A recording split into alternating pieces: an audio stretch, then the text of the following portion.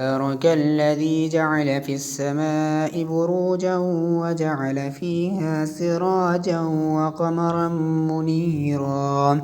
وهو الذي جعل الليل والنهار خلفة لمن أراد أن يذكر أو أراد شكورا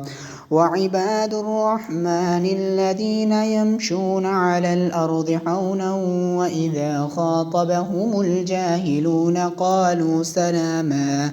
والذين يبيتون لربهم سجدا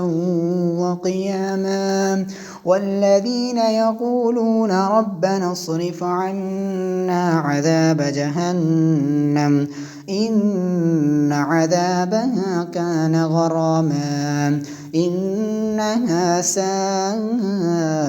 مستقرا ومقاما.